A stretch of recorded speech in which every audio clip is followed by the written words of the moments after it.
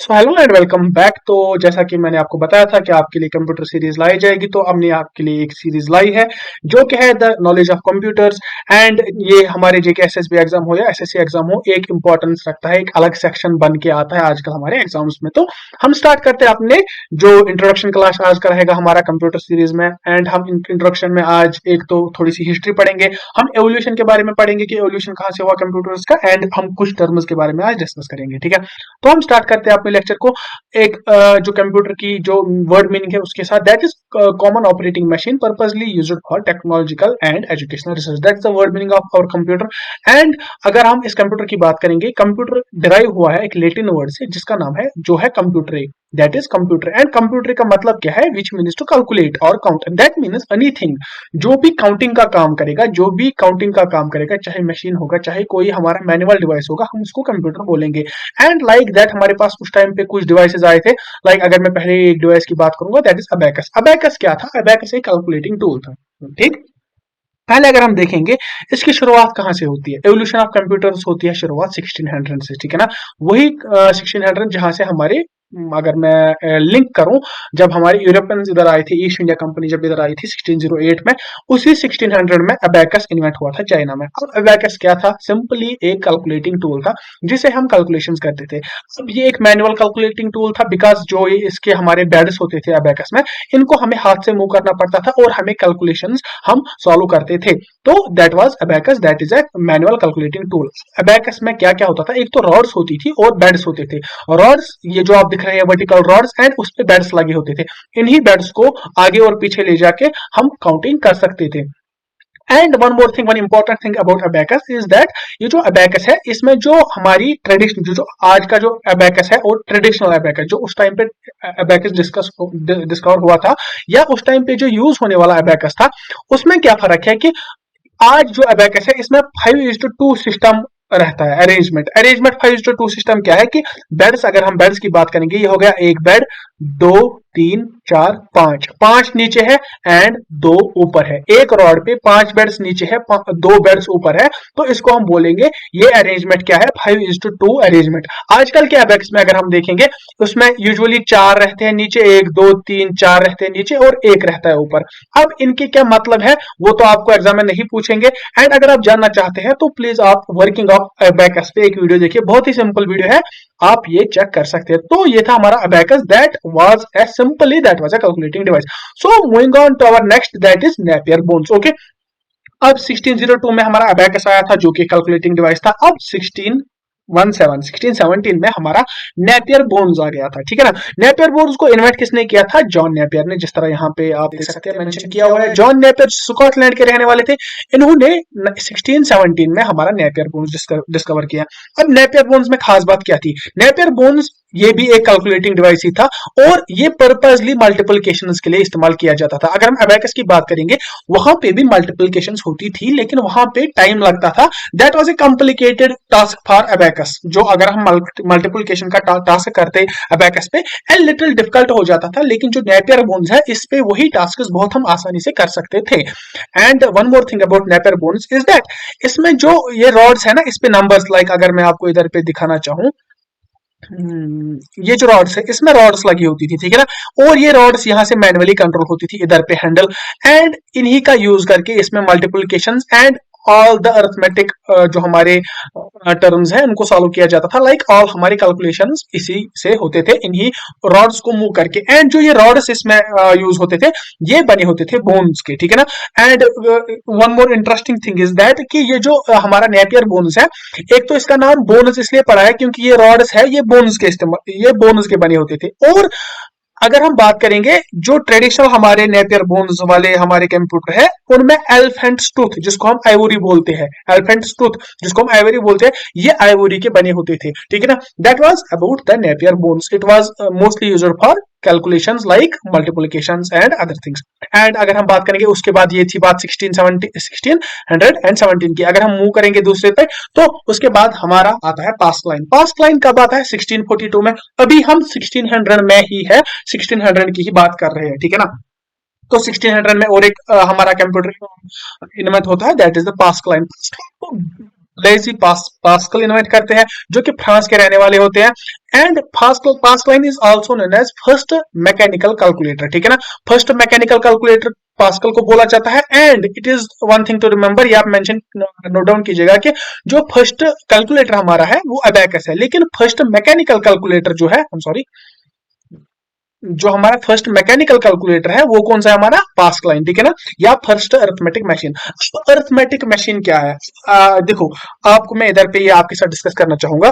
Computer जो आजकल का हमारा कंप्यूटर है वो दो काम कर सकता है, एक तो है अरिथमेटिक काम, दूसरा है लॉजिकल काम। Arithmetic function and logical function दोनों काम कर सकता है। फर्क क्या है इसमें, अरिथमेटिक फंक्शन वो फंक्शंस हुए जिसमें मैथ इक्वेशन सॉल्व करने होंगे, like 2+2 equal to 4, 3+3 equal to 6, 5+1 equal to 6।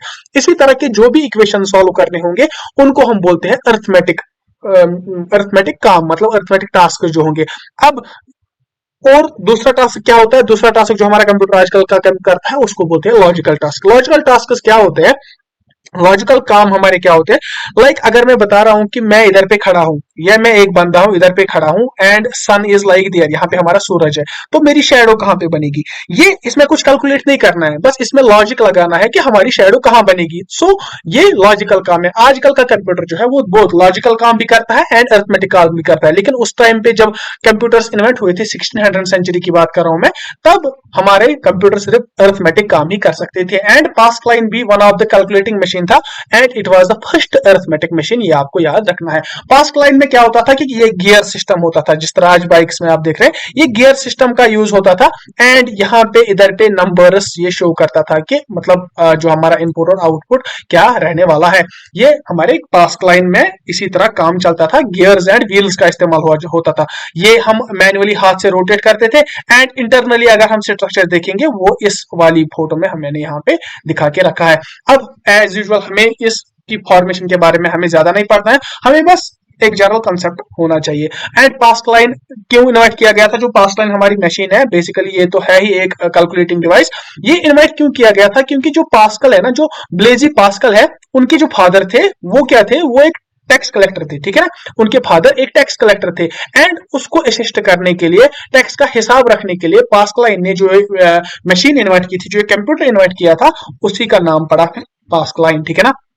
I hope को ये चीजें आपको समझ आ गई होंगी। That was about 1642 and moving on to our next, that is the Jacquard's loom. Okay, ये एक बहुत इंपॉर्टेंस रखता है एंड ये इंपॉर्टेंट भी है। जैकवर्ड स्लूम हमारा इंपॉर्टेंस बहुत रखता है। इंपॉर्टेंस किस हिसाब से रखता है, अगर हम इन्वेंटर की बात करेंगे, जोसेफ मैरी जैकवर्ड इनके इन्वेंटर रहे हैं, फ्रांस के रहने वाले, 1801 में। देखो अभी तक हमने 1600 के पढ़े थे, 1700 में कोई उतनी खास हाँ कुछ कंप्यूटर्स आए थे, लेकिन बेसिकली वो भी वही कैलकुलेटिंग डिवाइसेस थे। थोड़ी थोड़ी सी कुछ इंप्रूवमेंट्स आई थी, तो उसके बाद हम सीधे आते हैं अपने 1800 में, ठीक है ना। अब 1800 में क्या होता है कि जैकवर्ड स्लूम की डिस्कवरी होती है। अब ये जैकवर्ड स्लूम इन्वेंट होता है, कौन इन्वेंट करता है, जोसेफ मैरी जैकवर्ड एक नाम है, फ्रांस के रहने वाले होते हैं और 1801 में इसको डिस्कवर करते हैं। अब इसमें खास बात क्या है कि इसमें पंच कार्ड्स इस्तेमाल होते हैं। अब पंच कार्ड्स क्या होते हैं, देखो ये किस लिए यूज होते हैं, सिंपलीफाई करने के लिए टेक्सटाइल्स वालों का काम। देखो आपने लूम तो देखा होगा, लूम वो एक डिवाइस होता है, वो एक यूनिट होता है जहां पे हमारी टेक्सटाइल्स, हमारे कपड़े बनते हैं, ठीक है ना। अब उन कपड़ों पे हमें डिजाइन चाहिए, ठीक है ना। अगर हमें उन कपड़ों पे डिजाइन चाहिए, अगर हम वो हाथ से वो डिजाइन करेंगे तो वो उनको बहुत टाइम लगेगा। लाइक अगर आप आज देख रहे होंगे हमारे घर में भी ये काम में चलते हैं, या कुछ लोग आज भी ये काम करते हैं कि हाथ से वो कपड़े बनाते हैं और उस पर डिजाइन डालते हैं। लेकिन उस टाइम पे हमारे जो जोसेफ मैरी जैकवर्ड है, उन्होंने ये मशीन एक इस्तेमाल की। उसमें क्या होता था कि पंच कार्ड्स का इस्तेमाल होता है। एक्चुअली पंच कार्ड्स होते क्या है, ये जो यहाँ पे, सॉरी, यहाँ पे मैं दिखाना चाहूंगा, जो यहाँ पे आप देख रहे हैं that is one punch card. ये जो एक पीस है ये एक पंच कार्ड है, यहाँ पे दूसरा पंच कार्ड है। अब पंच कार्ड क्या है, पंच कार्ड ये यूज करते थे और इसमें से जिस तरह पंच कार्ड अप्लाई होता था ना, उसी तरह का डिजाइन होता, मतलब पेस्ट होता था उस टेक्सटाइल पे। मतलब ये वर्किंग को इन्फ्लुएंस करता था, मतलब कि जो काम इंसान करते थे वो इस पंच कार्ड ने किया, वो इस पंच कार्ड ने कुछ ही टाइम में खत्म कर दिया। तो अभी हम पंच कार्ड, इसके आगे हम थोड़ा सा डिस्कस करेंगे और आने वाले टाइम में कि पंच कार्ड्स होते क्या है। अभी आप याद रखिए, इसमें ये कुछ होल्स बने रहते हैं, ये होल्स एक इनपुट प्रोवाइड करते हैं कि आपको काम कैसे करना है। लाइक अगर मैं आज माउस यूज कर रहा हूं कंप्यूटर में, मैं माउस से डायरेक्ट कर रहा हूं कि आप किधर पे क्लिक करेंगे मुझे क्या चाहिए। लेकिन उस टाइम पे ना तो डिजिटल सिस्टम ऐसा था ना तो माउस था, उस टाइम पे ऐसे ही कुछ चीजें थी। एक चीज उनमें से था जो ये पंच कार्ड है।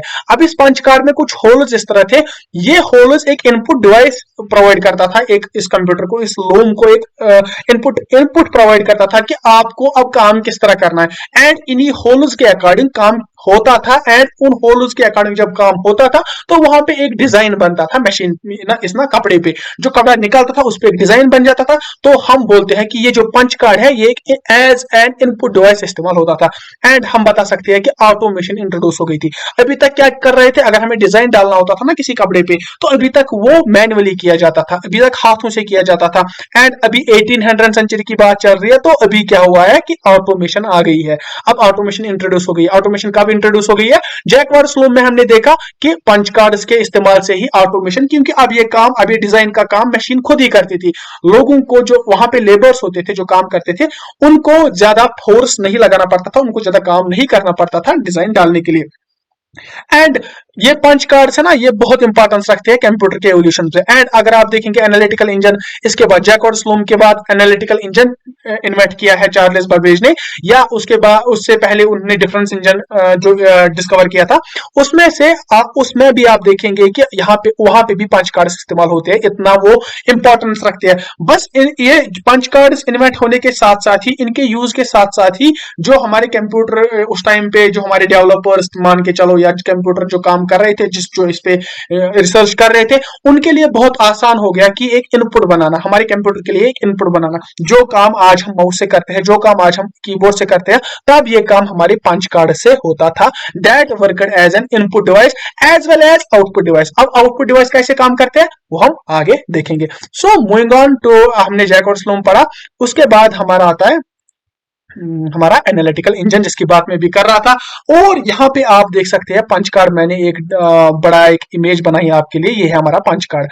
अब ये पंच कार्ड होता क्या है, इसमें जनरली एक इंस्ट्रक्शंस होती थी। अगर आप ये डॉट देख रहे होंगे ना, यहाँ पे एक डॉट है, यहाँ पे डॉट है, ये एक सीरीज में चलने वाला एक इंस्ट्रक्शन था कि एक मशीन कैसे चलेगी। ये डॉट एक मशीन को गाइड करते थे कि ये मशीन चलेगी कैसे। और इस जिस तरह ये पंच कार्ड होता था उसी तरह मशीन चलती थी, उसी तरह हमारा इनपुट होता था और आउटपुट भी उसी तरह का निकलता था। अब अगर एनालिटिकल इंजन की बात करेंगे तो इन्वेंटर हमारे Charles Babbage, also known as the father of computer, उन्होंने पहला जो कंप्यूटर बनाया उसका नाम था एनालिटिकल इंजन। कब बनाया, 1837 में, 1800 की बात चल रही है, 1837 में लंदन के रहने वाले थे। आल्सो ये भी एक कैलकुलेटिंग डिवाइस ही था। अभी हम कैलकुलेटिंग डिवाइस ही पढ़ रहे हैं और कंप्यूटर एक कैलकुलेटिंग डिवाइस ही होता है, तो एनालिटिकल इंजन जो हमारा है ये भी एक कैलकुलेटिंग डिवाइस ही था। अब अगर बात करेंगे, एनालिटिकल इंजन को माना जाता है कि जो हमारे मॉडर्न डे कंप्यूटर है, लाइक मैं आज फोन आपके पास होगा जिससे आप पढ़ रहे हैं, मैं कंप्यूटर से पढ़ा रहा हूं, ये सारे इनकी बेस कहां से निकल के आती है, हमारे जो एनालिटिकल इंजन उस टाइम चार्ल्स बेबेज ने इन्वेंट किया था, सारी की बेस इसी से निकल के आती है और मतलब इसी के मैप पे सारे फिर बिल्ड हो गए। और अगर हम कंपोनेंट्स की बात करेंगे, कंपोनेंट्स इधर पे बहुत जरूरी है जो एनालिटिकल इंजन के हैं। लाइक इसमें मिल एक कंपोनेंट था जहां पे जो कैलकुलेटिंग यूनिट था, स्टोर यूनिट में हमारा क्या डेटा स्टोर रहता था, रीडर यूनिट में इनपुट डिवाइस था, प्रिंटर यूनिट में आउटपुट डिवाइस था। ये क्या मतलब है, देखो मिल का मतलब क्या है, अगर मैं आपको आसान लफ्जों में समझाऊं, जो मिल है ना, मिल एक यूनिट है किसका, एनालिटिकल इंजन का। अगर मैं आज बात करूं, जो मेरा कंप्यूटर है इसमें सेंट्रल प्रोसेसिंग यूनिट है कि नहीं, सीपीयू जिसको हम बोलते हैं, जिसमें अगर मैं कोई इनपुट दे रहा हूं वो प्रोसेस हो रहा है। इसी तरह एनालिटिकल इंजन में क्या होता था कि जो अगर मैं पहले इनपुट देता था, अगर मैं स्केल इधर पे चेंज करूं, मैं पहले इस एनालिटिकल इंजन में पहले इनपुट देता था। अब ये इनपुट कहां जाता था, ये मिल में जाता था। मिल में ये इनपुट प्रोसेस होता था और कैलकुलेट होता था, उसके बाद ये स्टोर होता था और उसके बाद हम आउट दे सकते थे। मतलब कि अगर मैंने 3+2 देना है, मैंने एनालिटिकल इंजन को बोला कि भाई मुझे 3+2 करके दो, मैंने इनपुट दिया, जस्ट अ सेकंड, मैंने इनपुट दिया। इनपुट मैंने कैसे दिया, मैंने जैकवर्ड्स लो ये ना पंच कार्ड जो इधर पे मेरा है, पंच कार्ड मैंने इंसर्ट किया। पंच कार्ड पे इंस्ट्रक्शन है कि 3+2 करो, तो अब जब ये इनपुट मैंने दिया तो ये इनपुट रीड होगा। रीड होने के बाद ये इस मिल में जाएगा। मिल में क्या होता है कि कैलकुलेट होता है, जो कैलकुलेट करके देगा मुझे कि 3+2 = 5। अब जब इसने कैलकुलेट किया, मिल ने कैलकुलेट किया कि 3+2 हो गया 5, अब ये 5 जो वैल्यू है ये स्टोर में जाएगा, स्टोरिंग यूनिट जो है उसमें स्टोर हो जाएगा और उसके बाद ये आउटपुट निकल जाएगा और आउटपुट भी पंच कार्ड पे ही निकलता था। अब अगर मैंने इनपुट दिया था 3+2=5, अब जो ये 5 मेरा आंसर आएगा ना, ये तो मुझे मशीन बोलेगी नहीं, ऊपर से मशीन पे कोई डिस्प्ले नहीं लगा है जो मुझे डिस्प्ले पे आएगा। तो उस टाइम पे क्या होता था, ये पंच कार्ड्स होते थे, उस टाइम पे वहां पे भी होल्स होते थे, लाइक कहीं पे 5 पे होल होता, जिस तरह मुझे पता चलता कि इसका आंसर 5 आ गया। आई होप कि आपको एनालिटिकल इंजन का वर्किंग और थोड़ा सा ये पंच कार्ड्स का सिस्टम आपको समझ आ गया होगा। सो उसके बाद हमारी जो इन्वेंशन आ गई बढ़ती रही, और जिस तरह हमारे इन्वेंशन बढ़ते रहे, जिस तरह हमारे जो रिसर्च उस टाइम पे रिसर्च कर रहे थे, रिसर्च बढ़ते रहे, तो आ गया हमारा टैबुलेटिंग मशीन। टैबुलेटिंग मशीन से आपको समझ आना चाहिए कि टेबल फॉर्म में जो डेटा एनालाइज करेगा या डेटा को स्टोर करेगा, प्रिंट करेगा, इनपुट लेगा, सारी काम जो एक टेबल फॉर्म में करेगा उसको बोलते हैं टैबुलेटिंग मशीन। और जो ये टैबुलेटिंग मशीन थी, अगर हम इसके बारे में पढ़ेंगे तो इस टैबुलेटिंग मशीन में इंपॉर्टेंट क्या है कि पहले तो इसको इन्वेंट किसने किया था, हरमन हलोरिथ। हरमन हलोरिथ वही है जिन्होंने आईबीएम की फाउंडेशन डाली थी। वो पॉइंट भी मैंने इसमें इंक्लूड किया है कि आईबीएम क्या है, इंटरनेशनल बिजनेस मशीन कॉर्पोरेशन, जो हमें आज हार्डवेयर, सॉफ्टवेयर और कुछ सर्विसेज भी प्रोवाइड कर रही है। एक इंटरनेशनल कंपनी है, आजकल की एक रिनोड कंपनी है आईबीएम। उस आईबीएम की फाउंडेशन किसने डाली थी, हमारे हरमन हलोरिथ साहब ने, ठीक है ना। अब इस जब ये टैबलेटिंग मशीन इन्होंने बनाई थी, तो ये क्या था, ये हमारा जो डेटा है उसको प्रोसेस करता था इन द टैबुलेटिंग फॉर्म। मतलब टैबुलेटिंग फॉर्म में जो भी डेटा होता था उसको प्रोसेस करता था, चाहे कैलकुलेट करना होता था, चाहे प्लस माइनस जो भी उधर अरिथमेटिक लॉजिक लगाना होता था, तो ये टैबुलेटिंग फॉर्म में लगाता था। एंड यहां पे भी हम देख रहे हैं कि पंच कार्ड्स का इस्तेमाल होता है। तो यहां पे हम देख रहे हैं कि जब से पंच कार्ड्स इन्वर्ट हो गए हैं, जैकवार्ड स्लूम में इन्वर्ट हो गए थे, जैकवार्ड स्लूम में भी इस्तेमाल हुए हैं। अब एनालिटिकल इंजन की बात की, वहां पे भी punch cards as input and output इस्तेमाल हो गए हैं। यहां पे भी टैबुलेटिंग मशीन में हमारे पंच कार्ड्स ही इस्तेमाल हो गए हैं। एंड उसके बाद very commonly used for census tabulation. अब ये टैबुलेशन मशीन जो है ना, अब ये टैबुलेशन मशीन जब आई थी, इसको बेसिकली किस लिए बनाया गया था, जो सेंसस उधर पे उस टाइम पे 1890 में सेंसस करना था, तो 1890 में एक्सपेक्ट किया गया था कि 7 इयर्स लगेंगे सेंसस करने को। लेकिन जब ये टैबुलेटिंग मशीन आ गई, जब ये टैबुलेटिंग मशीन बनाई गई, इसने पूरा सेंसस किया 3 मंथ्स में। इसने पूरा एक सेंसस 3 मंथ्स में किया। एंड ये मैंने आपको बताया कि आईबीएम की फाउंडेशन किसने डाली, हमारे हरमन हलोरिथ ने, जो कि अमेरिका के रहने वाले थे, जिसने टैबुलेटिंग मशीन भी बनाई है। सो आई होप कि ये तो हमारा पहला लेक्चर था। ये तो थी बात 18 तक की, 1800 सेंचुरी, 1890 तक हमने खत्म किया। आगे हम देखेंगे 1900 की बात। 1900 में जैसे हमारा मार्क वन आता है, आईनेक आता है, एडसेक आता है, यूनिवेक आता है, या आईबीएम 650 आता है, क्या क्या प्रॉपर्टीज रहे उनके, कैसे काम करते थे वो, क्या उनमें इंप्रूवमेंट्स थे एज कंपेयर टू दिस, ये सारे हम देखेंगे नेक्स्ट वीडियो में। Till then take care of yourself, goodbye and